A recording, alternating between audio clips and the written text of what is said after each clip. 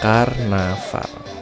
Ya, sebuah rangkaian acara dalam peringatan perayaan 17 Agustus yang beberapa waktu lalu aku ikut merayakan karnaval bersama warga kampungku. Yang kurasakan ya asik, meriah, keren, dan ternyata kita bisa sekreatif itu loh untuk mengeluarkan ide dalam mendesain pawai acara karnaval kemarin.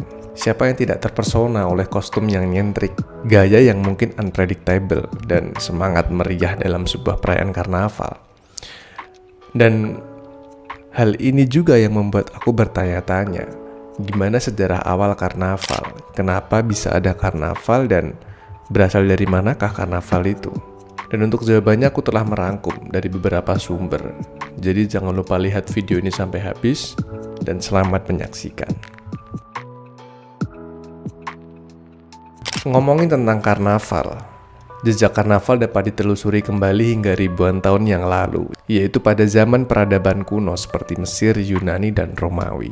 Pada saat itu karnaval dirayakan masyarakat untuk merayakan perubahan musim yang digunakan untuk berdoa atau menghormati dewa-dewa dan berbagi kebahagiaan bersama. Seperti di Mesir kuno dan Yunani, orang melakukan perayaan pawai dan karnaval dengan tarian dan parade. Namun, titik awal sebenarnya bagi karnaval mungkin berakar dari Romawi kuno. Dengan festival Saturnalia yang sekarang menjadi kota Roma, merayakan karnaval untuk memperingati bahwa mereka sudah melakukan musim tanam dan musim panen. Selama festival ini, batas-batas kelas sosial sementara dihentikan. Para budak diberi kebebasan sementara, semua masyarakat berkumpul bersatu padu demi perayaan karnaval. Setelah peradaban kuno, kita masuk pada era abad pertengahan, terutama pada zaman Renaissance. Zaman di mana ilmu pengetahuan mulai masuk, zaman di mana para masyarakatnya sudah mengenal ilmu pengetahuan. Dalam abad Renaissance, karnaval ini menjadi ajang untuk merayakan kebebasan dalam segala bentuknya. Para bangsawan dan rakyat jelata bersatu dalam kostum-kostum yang mewah dan teatrikal menciptakan tarian dan musik yang memikat. Jadi memang sudah ada perbedaan teman-teman antara pada zaman abad kuno dan abad pertengahan.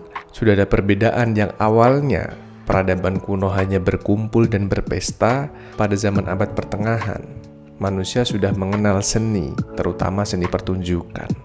Kemudian di negara-negara Katolik Roma, perayaan karnaval juga digunakan untuk pesta yang diadakan sebelum puasa, di mana orang-orang merayakan pesta sebelum memasuki periode puasa Kristen. Jadi memang dari dulu, karnaval ini merupakan simbol persatuan dan kebebasan masyarakat untuk mengekspresikan dirinya, yang dimana karnaval digunakan sebagai perayaan yang menghapus perbedaan dan menunjukkan bahwa kita bisa bersatu. Kita manusia yang mempunyai derajat yang sama, tidak ada perbedaan dalam semangat merayakan kehidupan.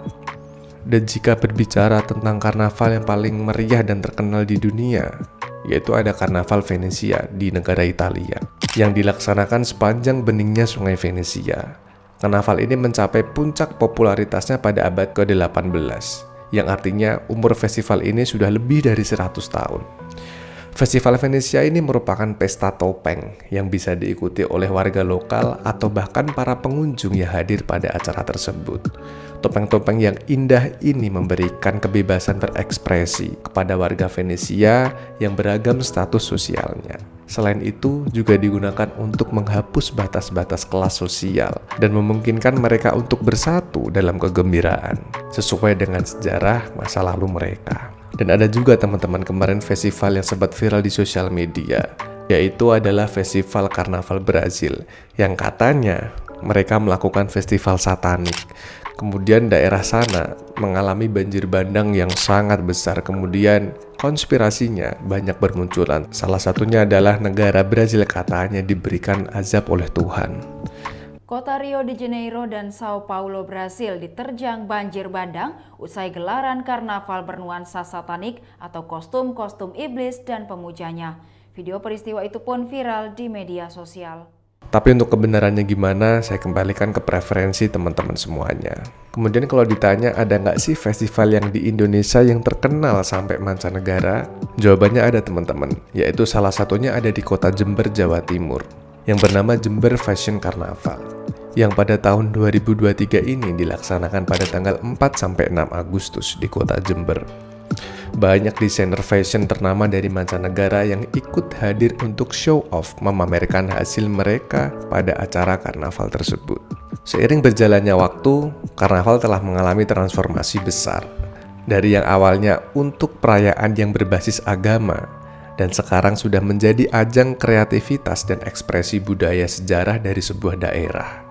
Karnaval modern adalah bentuk kesenangan yang tidak terbatas oleh ruang dan waktu. Berbagai negara di dunia telah mengadopsi tradisi ini dan memberikan sentuhan unik sesuai dengan warisan dan kebudayaan lokal mereka. Dan tidak hanya itu, karnaval juga telah menjadi panggung bagi isu-isu sosial dan politik.